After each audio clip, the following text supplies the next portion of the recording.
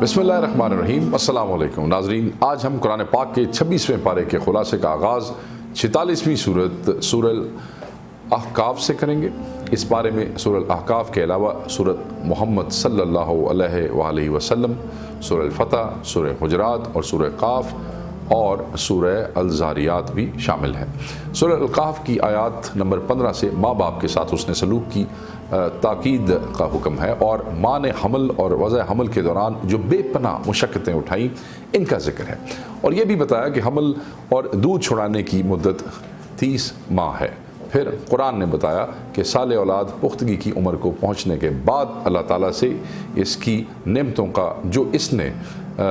اس پر اور اس کے والدین پر کی شکر ادا کرنے کی توفیق طلب کرتی ہے، اور اس بات کی دعا بھی ہے کہ مجھے اپنا پسندیدہ عمل کرنے کی توفیق عطا فرما اور میری اولاد کی بھی اصلاح فرما، اور میں تیری بارگاہ میں توبہ کرتا ہوں اور میں اطاعت گزاروں میں سے ہوں۔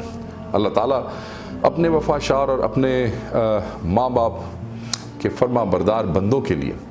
فرماتا ہے کہ ہم ان کے نیک اعمال کو قبول فرماتے ہیں، ان کی لغزشوں سے درگزر کرتے ہیں، یہ لوگ اہل جنت میں سے ہیں اور یہ اللہ کا سچا وعدہ ہے۔ اس آیت میں ماں باپ دونوں کے ساتھ حسن و سلوک کا ذکر ہے، لیکن ماں کی قربانیوں قرآن نے زیادہ ذکر فرما کر اس کے زیادہ حق کی طرف متوجہ فرمایا ہے، اور پھر رسول اللہ صلی اللہ علیہ وآلہ وسلم نے حدیث پاک میں بھی اس کی مزید تاکید فرما دی۔ آیت نمبر 29 سے حضور صلی اللہ علیہ وآلہ وسلم کی بارگاہ میں جنات کے حاضر ہونے کا ذکر ہے کہ جنات کے ایک گروہ نے آپ کے پاس سے گزرتے ہوئے قرآن سنا اور جا کر اپنی قوم سے کہا کہ ہم نے ایسی آسمانی کتاب سنی ہے جو موسیٰ علیہ السلام کے بعد نازل کی گئی ہے اور جو پہلی آسمانی کتابوں کی تصدیق کرنے والی ہے۔ ان جنات نے اپنی قوم سے کہا کہ اللہ کی طرف بلانے والے کی دعوت کو قبول کرو اور اس پر ایمان لاؤ، اور اس کے نتیجے میں اللہ تعالیٰ تمہارے گناہوں کو بخش دے گا اور تمہیں دردناک عذاب سے نجات عطا فرمائے گا، اور جو شخص اللہ کی طرف بلانے والے کی دعوت کو قبول نہیں کرے گا تو زمین میں اللہ کی گرفت سے اس کے لیے کوئی جائے پناہ نہیں ہوگی۔ ناظرین، یہاں سورہ الاحقاف کا خلاصہ مکمل ہوا۔ اب اگلی سورت سورہ محمد صلی اللہ علیہ وآلہ وسلم کا خلاصہ پیش کیا جائے گا۔ غزوہ بدر سے پہلے اسلام کی تفصیلی جنگی قانون نازل نہیں ہوئے تھے، اور یہ ہدایت نہیں آئی تھی کہ جنگی قیدیوں کے ساتھ کیا سلوک کیا جائے۔ اس سورہ مبارکہ کی آیت میں فرمایا کہ آیت نمبر 4 میں فرمایا کہ جب جنگ ختم ہو جائے، مسلمانوں کو غلبہ حاصل ہو جائے تو جنگی قیدیوں کے ساتھ 3 طرح کا سلوک کیا جا سکتا ہے۔ انہیں قید کر دیا جائے تاکہ وہ مسلمانوں کو دوبارہ شر نہ پہنچا سکیں، یا ان کی اصلاح اور قبول اصلاح کی امید ہو تو ان پر احسان کر کے انہیں آزاد کر دیا جائے، یا فدیہ لے کر ان کو چھوڑ دیا جائے۔ آیت نمبر 15 سے اہل تقوی کے لیے جنت کی نعمتوں کا ذکر ہے کہ جنت کی نہروں میں ایسا شفاف اور تازہ پانی ہوگا جس میں کوئی باسی پن یا تغیر نہیں آئے گا۔ دودھ جیسی نہریں ہوں گی جن کا ذائقہ کبھی نہیں بدلے گا۔ شراب طہور کی ایسی نہریں ہوں گی جو لذت سے معمور ہوں گی، اور خالص اور شفاف شہد کی نہریں ہوں گی، اور ان کے لیے ہر طرح کے پھل دستیاب ہوں گے۔ پھر اللہ تعالیٰ نے انسان کی عقل سلیم کو مخاطب کر کے فرمایا کہ کیا ان عالی مرتبت لوگوں کی تقلید کی جائے یا ان کی راہ پر چلا جائے جو دائمی طور پہ جہنم میں رہیں گے، اور انہیں جہنم کی آگ میں کھولتا ہوا پانی پلایا جائے گا جو ان کی آنتوں کو کاٹ دے گا۔ ناظرین، سورہ محمد صلی اللہ علیہ وآلہ وسلم کا خلاصہ مکمل ہوا۔ اب سورہ فتح کا خلاصہ بیان کیا جائے گا۔ سورہ فتح کی آیت نمبر 8 سے اللہ عز و جل نے رسول مکرم صلی اللہ علیہ وآلہ وسلم کی شان کو بیان فرمایا کہ ہم نے آپ کو گواہی دینے والا، جنت کی بشارت دینے والا اور عذاب سے ڈرانے والا بنا کر بھیجا ہے، اور مزید فرمایا کہ رسول اللہ صلی اللہ علیہ وآلہ وسلم کی تعظیم و توقیر کرو۔ آیت نمبر 10 میں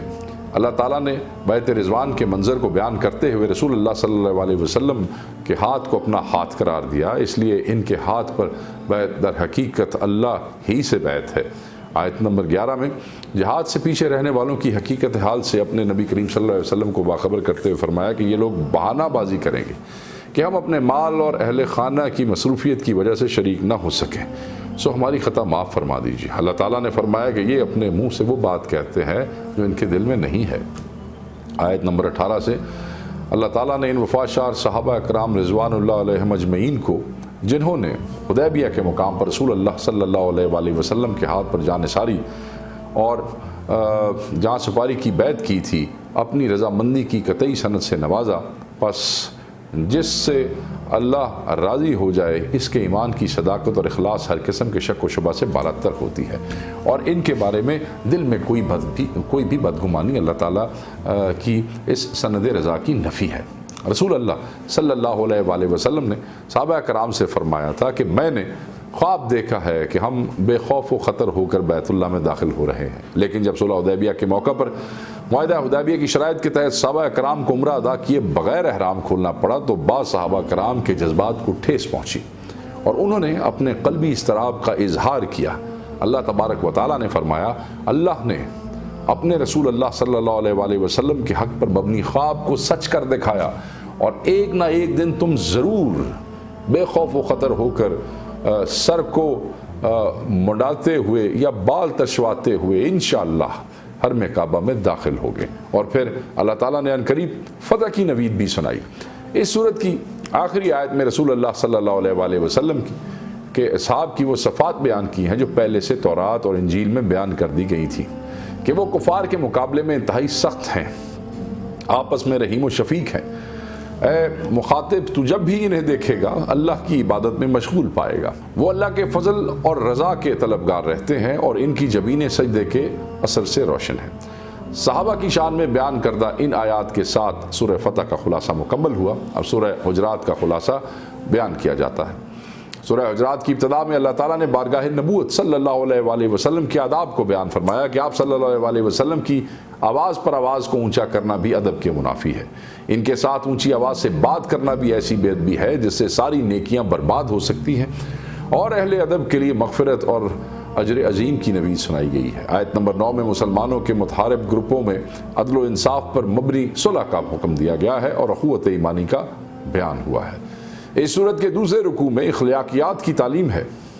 خاص طور پر یہ کہ مسلمان مرد و زن ایک دوسرے کا مذاق نہ اڑائیں، ایک دوسرے کی عیب جوئی نہ کریں، ایک دوسرے کو برے ناموں سے نہ پکاریں، ایک دوسرے کے بارے میں بدگمانی نہ کریں،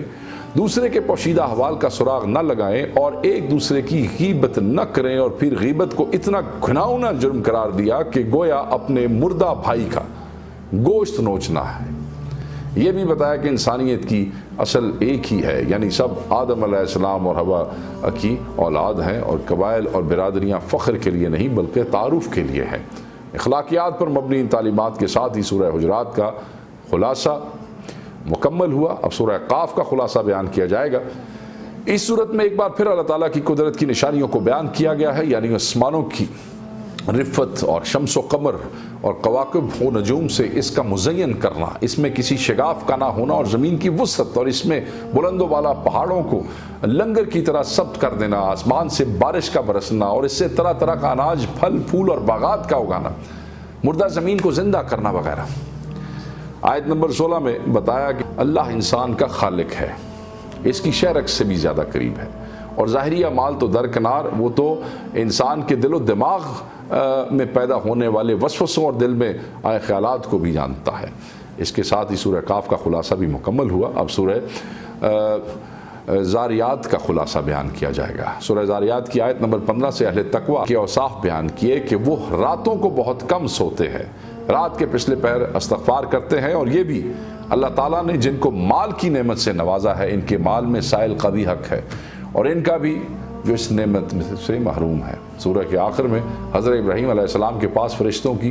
بشری شکل میں آمد اور ان کی طرف سے ضیافت کے اہتمام کا ذکر ہے، اور پھر حضرت ابراہیم علیہ السلام کو بڑھاپے کی عمر میں اولاد کی بشارت کا ذکر ہے۔ ناظرین، سورہ زاریات ابھی باقی ہے، تاہم 26واں پارہ یہاں مکمل ہو گیا ہے۔ اس سورہ کے باقی رہ جانے والے مضامین 27ویں پارے کے ساتھ انشاءاللہ کل بیان کیے جائیں گے۔ تب تک کے لیے اجازت دیجیے، اللہ حافظ۔